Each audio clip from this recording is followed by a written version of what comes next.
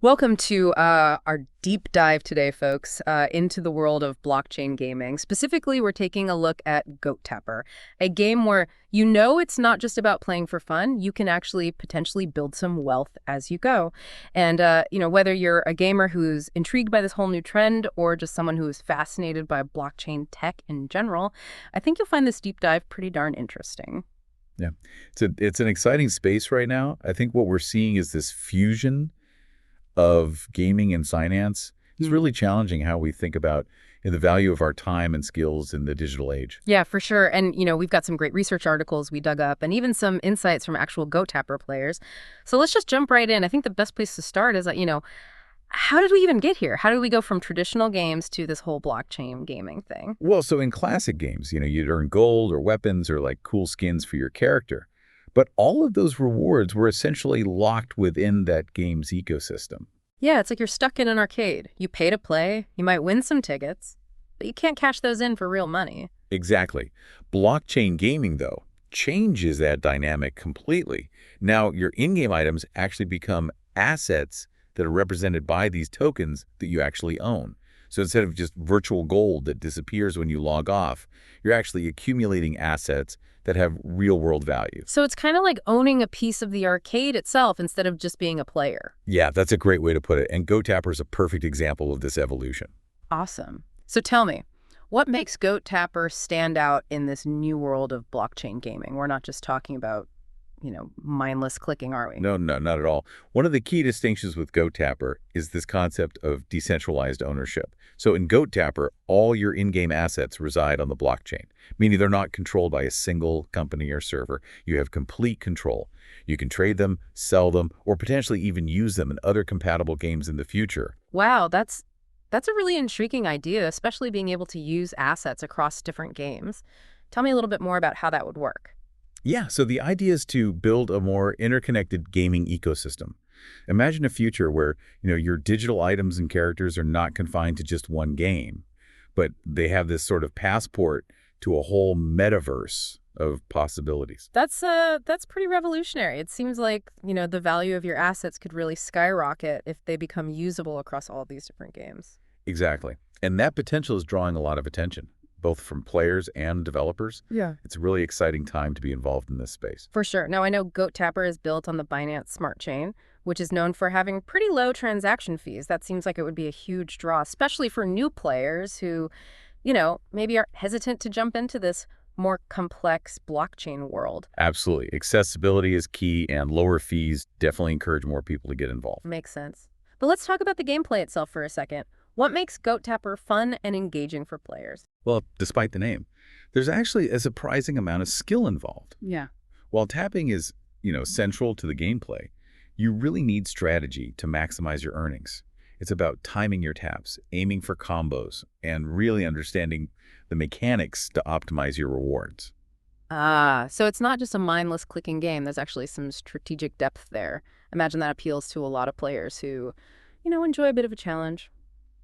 Speaking of rewards, let's get into the heart of Goat Tapper's allure here, the play-to-earn model. Right. We've experienced the frustration of spending hours and hours in a game, only to have nothing to show for it, really. No tangible rewards. Well, GoTapper changes that. It flips the script. Players actually have multiple ways to earn real-world value from playing. That's awesome. Yeah, so for one, there are daily challenges. These offer rewards for completing certain tasks or missions. It's a great way to encourage consistent engagement. It's like you get a bonus for showing up every day and putting in the work. Definitely a good way to keep players coming back for more. Exactly. Then there's the item marketplace. So players can acquire, rare and unique items during gameplay, and they can actually sell these to other players for tokens. This creates a really dynamic, player-driven economy, where the value of items is actually influenced by scarcity and demand. So the better you are at the game, the more you can potentially earn. That's a pretty cool system. It is. And then we can't forget about staking rewards. So this is where things get a bit more technical. But essentially, you can think of it like putting your tokens into a savings account. That generates interest. You lock up your tokens for a certain period, and then you earn more tokens as a reward. It's kind of like a passive income stream within the Goat Tapper ecosystem. Wow, so that adds a whole other layer to the earning potential. It's not just about playing the game, it's about leveraging your assets to generate even more value. That's fascinating. I'm really eager to hear what else Goat Tapper has in store for the future. One of the most exciting things they're working on is cross-game interoperability. Wait, hold on. We were just talking about how revolutionary that concept is. So Goat Tapper is actually working on making that a reality. They're exploring ways to allow players to use their GoTapper assets in other blockchain games.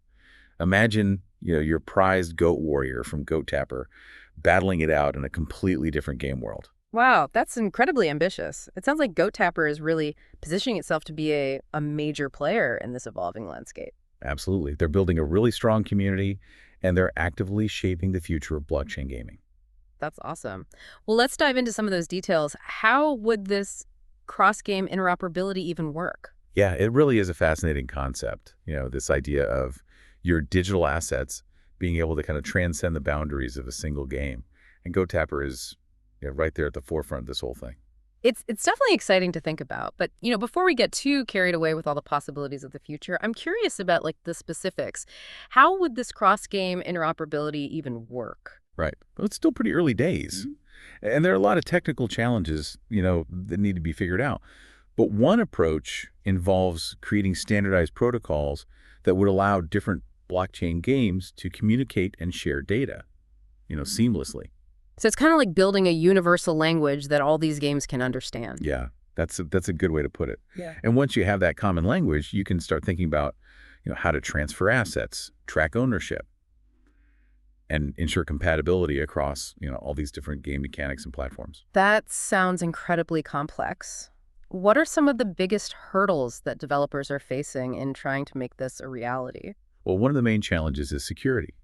Making sure everything is secure and preventing fraud. Mm. When you're dealing with valuable digital assets that can be traded or sold, security is absolutely paramount. Developers need to create really robust systems that can, prevent hacking, duplication of assets, and any other, malicious activity. Right. You don't want someone just like creating counterfeit goats or stealing your hard-earned rewards. Exactly. And another challenge is finding that balance between the need for standardization and the desire for innovation. Developers want to create these unique and engaging games, but they also need to adhere to certain standards to make sure that their games can actually interact with others in this ecosystem. It's like finding that sweet spot between creativity and compatibility, right? Too much standardization and you risk stifling innovation, but too little and you end up with a fragmented system where games can't talk to each other. Exactly. And then, of course, you have to think about the user experience. Players need to be able to manage their assets easily, move them between games, and really understand how interoperability affects, their gameplay. It all needs to be intuitive and user-friendly, even for players who maybe aren't that familiar with blockchain technology. Right, makes sense. So those are some pretty significant challenges for sure.